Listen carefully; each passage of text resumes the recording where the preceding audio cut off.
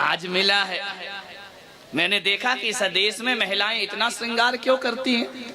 पैर से लेकर सिर तक श्रृंगार ही श्रृंगार, सारे श्रृंगार महिलाओं के लिए हैं, आदमी के लिए कोई श्रृंगार ही नहीं है। ले दे के रामलाल एक चेन पहन लेगा, अंगूठी पहन लेगा, सज गए बोले हो गए तैयार। महिलाओं को तो सिर के बाल से लेके पैर के नाखून तक श्रृंगार है। आखिर मैंने सोचा इस देश में महिलाओं को इतना श्रृंगार क्यों करती हैं, इतना मेकअप क्यों किया जाता है। उसका एक ही कारण जहां तक मुझे समझ में आया, आदमी इसलिए नहीं करता है क्योंकि आदमी जलाने के लिए मुर्दों को शमशान में जाता है और जलते हुए मुर्दे को देखकर जिंदगी समझ में आती है, और महिलाएं शमशान में नहीं जाती हैं, इसलिए भौतिकता को ही जीवन समझकर ये महिलाएं आने लगे ना तो तुम्हारे 80% खर्चे खत्म हो जाएंगे। इन्हें लगेगा कि यार क्या रखा है जिंदगी में, सज लो सवर लो कुछ भी कर लो, माटी का पुतला माटी में मिल जाएगा। ध्यान रखिए, ये मरघट में शमशान में नहीं आती हैं, यही वजह है कि इन्हें संसार समझ नहीं आता है। मान्यवर ध्यान रखिए। कल यहाँ के आयोजक समिति के लोग मेरे पास पहुंचे, बोले आप क्या कहना चाहते हैं महाराज, हमने बड़ा सुंदर खूबसूरत शमशान घाट बनाया, मुक्ति धाम जिसका नाम रखा है। तुमने मुक्ति धाम रखा है और मैं मुक्ति पथ का पथिक हूं। ध्यान रखिए, मैं मुक्ति की साधना कर रहा हूं। अंतर इतना है कि तुम एक जन्म की मुक्ति देते हो और मैं जन्म जन्म की मुक्ति की बात करता हूं।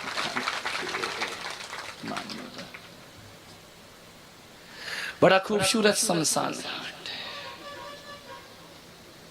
मैंने अपनी जिंदगी में इतना सुंदर देखा नहीं। अब देखा क्या, पहली बार आया हूं, बार बार तो मैं जाता नहीं हूं।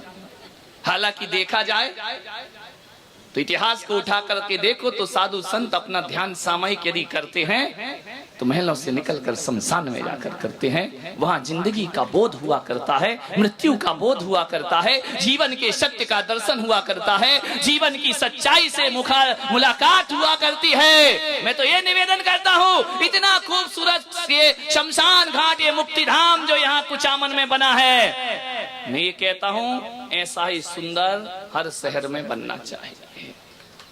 कारण और शहर में ही नहीं बनना चाहिए।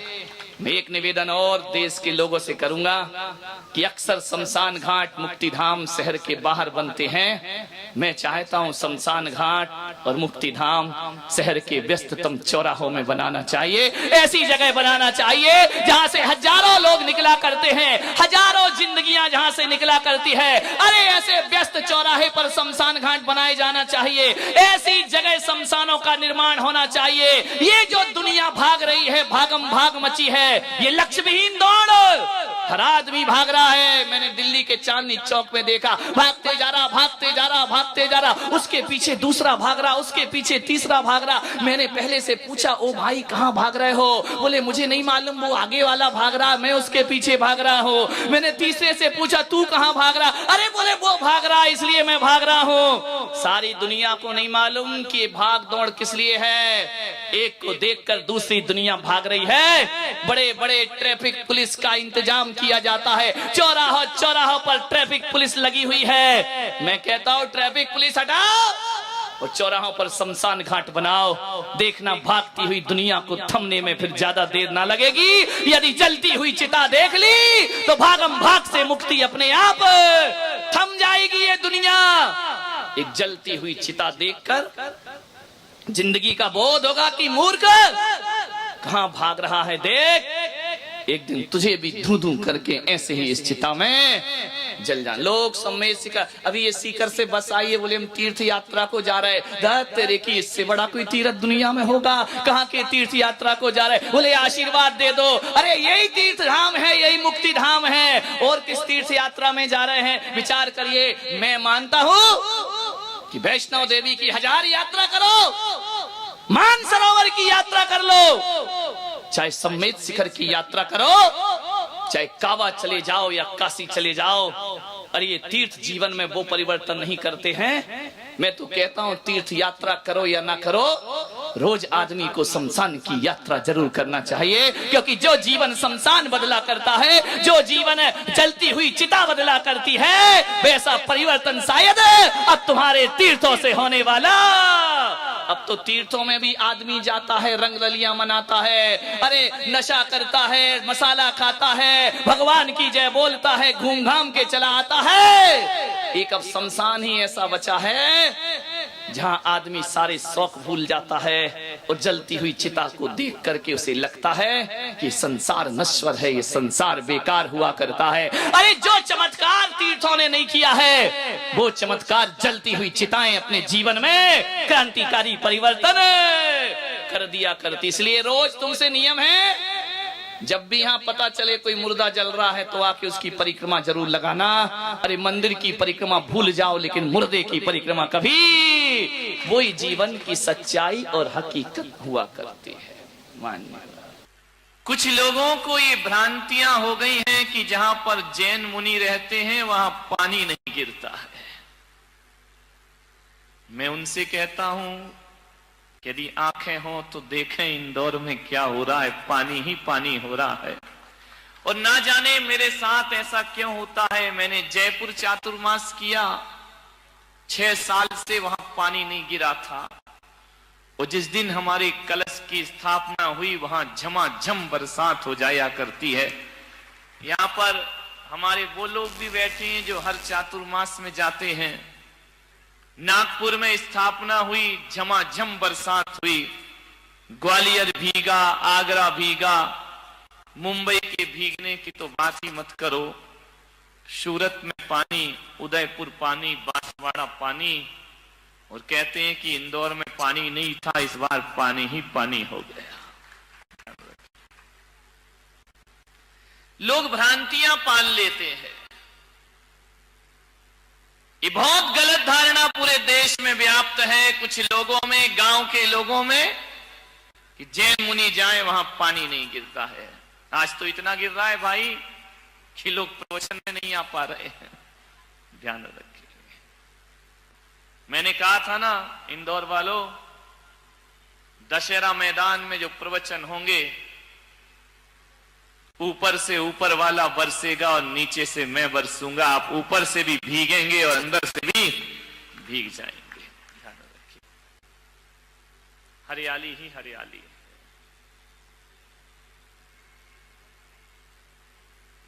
लेकिन पानी भी तो देखो कैसा है। अभी तक के प्रवचनों में दिन भर पानी गिरा, लेकिन प्रवचन के समय नहीं गिरा। आज भगवान ने कहा कि चलो यार, प्रवचन में भी थोड़ा बरसा देना चाहिए, नहीं तो प्रवचन के बाद ही गिरा है पानी। कोई बात नहीं, भीगते रहो।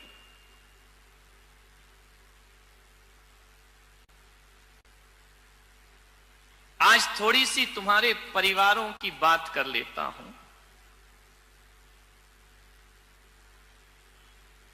तुम्हारे घर की बात कर लेता हूं।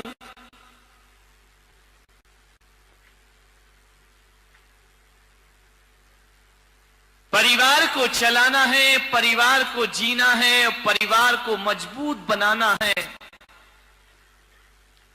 प्रत्येक सदस्य का यह कर्तव्य होता है कि वह यह संकल्प कर ले कि किसी भी परिस्थिति आ जाए, हम अपने परिवार को कभी टूटने नहीं देंगे। ध्यान रखना, पहले के लोग ये सोचा करते थे कि हमारा परिवार कैसे एकजुट रहे, कैसे बंधा रहे, और आज के सोचते हैं ये परिवार कैसे टूट जाए। ध्यान रखना, एक रखो परिवार।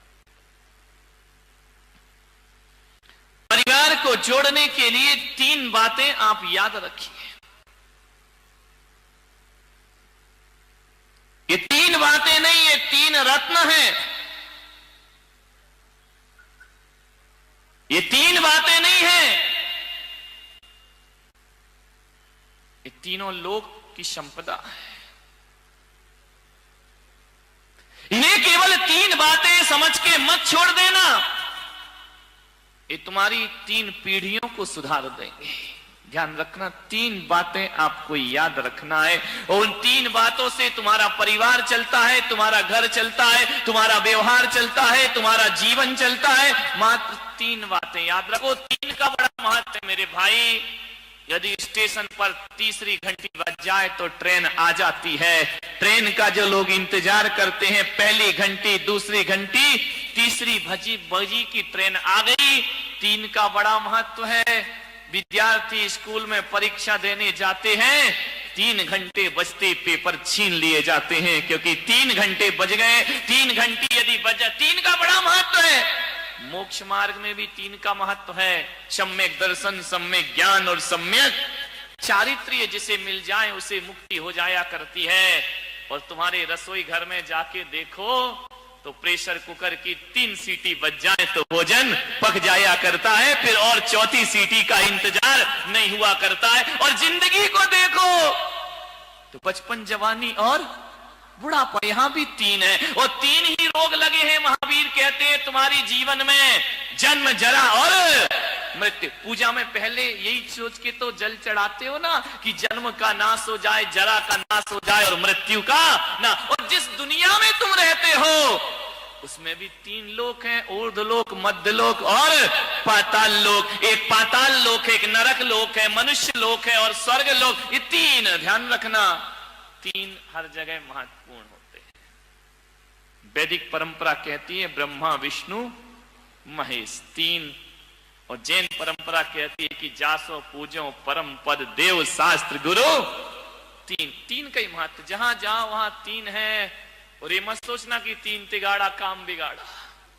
3 से काम बन भी जाता है और 3 से काम बिगड़ भी जाया करता है। 3 का बड़ा महत्व होता है। 3 से हमारी दुनिया चलती है। 3 से, और कहते ना 1 बार माफ करो ठीक है, 2 बार माफ करो ठीक, तीसरी बार कोई माफ नहीं करता। ध्यान रखना, सोचना है आपको। 3 का बड़ा महत्व है। और जिस घर में 3 बहुएं हो, समझ गए ना, ये नहीं तो वो नहीं तो वो नहीं तो एक वाली कहां जाएगी बेचारी, कोई ठिकाने ही नहीं है।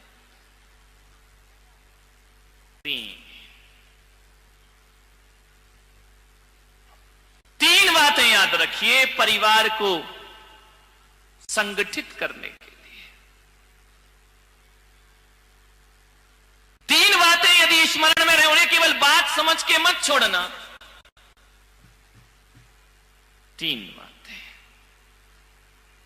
अदालत में जज साहब कितने हथौड़े मारते जब माहौल बिगड़ने, 1 2 3। ध्यान रखना, 3 के बाद फिर कुछ नहीं।